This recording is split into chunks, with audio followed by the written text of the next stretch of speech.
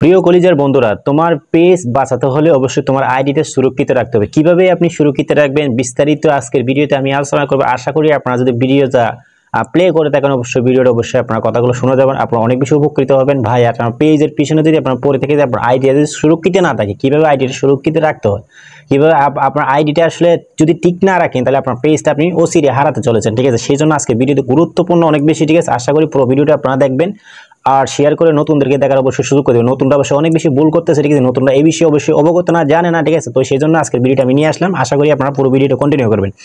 First of all আমি আপনাদেরকে request করবো, ঠিক আছে, অবশ্যই আপনার যে আইডিটা, আপনার যে 8 মিনিটটা, সেই 8 মিনিটের মধ্যে অবশ্যই আপনি সুন্দর একটা নাম দিবেন, যে নামটা আপনার এনআইডি কার্ডের সাথে মিলে আছে অথবা জন্ম তারিখের সাথে মিলে আছে।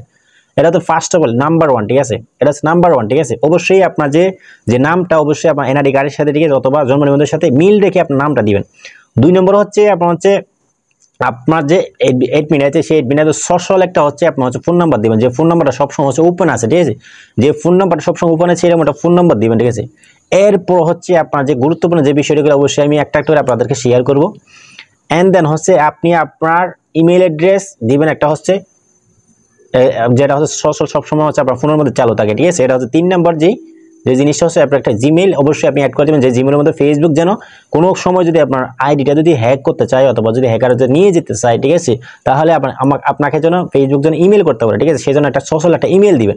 এটা হচ্ছে 3 নম্বর। 4 নম্বর যে প্রসেসটা আপনার যেই সোশ্যাল একটা মোবাইল নাম্বার দিয়ে আপনার আপনার প্রোফাইলটা আপনি যে চালাচ্ছেন, ঠিক আছে, সেই নাম্বারটা দিয়ে অবশ্যই আপনি 2 ফ্যাক্টর অথেন্টিকেশন যে অপশনটা আছে সেই অপশনটা অবশ্যই আপনার চালু করে রাখবেন।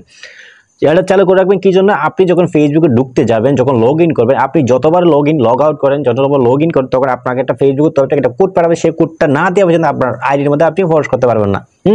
হ্যাকাররা যদি আপনার ফেসটা অথবা আপনার আইডিটা নিয়ে যেতে চায়, তো ফেসবুকের তরফ থেকে আপনার একটা পিন কোড পাঠাবে। ঠিক আছে, আপনার নাম্বারের মধ্যে, সেই নাম্বারের পিন কোড পর্যন্ত না দেওয়া পর্যন্ত আপনার আইডি অথবা পেজের মধ্যে কোনো সময় সে লগ ইন করে ঢুকতে পারবে না। সেই জন্য অবশ্যই আপনারা কি করে দিবেন, এটা অন করে দিবেন। তো কিভাবে অন করবেন আমি আপনাদেরকে একটু দেখাচ্ছি। ঠিক আছে, তো আপনারা ফেসবুকের মধ্যে চলে যাবেন। ফেসবুকে যাওয়ার পর এখান থেকে আপনারা একটা বাটন দেখতেছেন, এই সেটিং বাটন।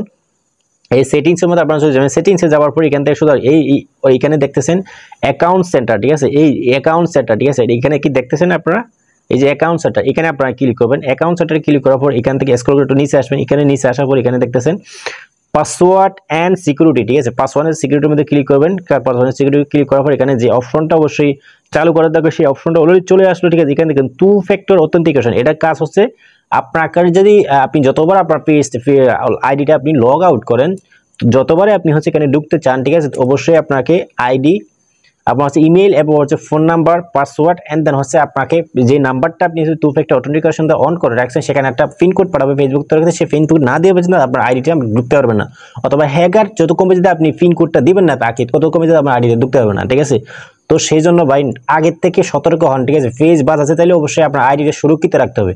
তো আজকের গুরুত্বপূর্ণ ভিডিওতে আপনারা অবশ্যই শিখতে পারছেন এই জিনিসটা যদি শিখতে পারেন আপনি। ঠিক আছে, যারা নতুন যারা আছে তাদেরকে দেখার অবশ্যই সুযোগ করতে পারেন। ভিডিওতে শেয়ার করে আর কমেন্টস করে আপনার মূল্যবান মতামত জানাবেন। ভিডিওটা কেমন হয়েছে, নেক্সট টাইম আপনারা কোন ধরনের ভিডিও চান অবশ্যই আমাকে জানাবেন। ইনশাআল্লাহ আমি চেষ্টা করি সেই ভিডিওগুলো তৈরি করে আপনাদেরকে দেখিয়ে দেওয়ার জন্য, সেই সেটিংগুলো দেখিয়ে দেওয়ার জন্য। তো আশা করি সবাই ভালো আছেন, সুস্থ আছেন।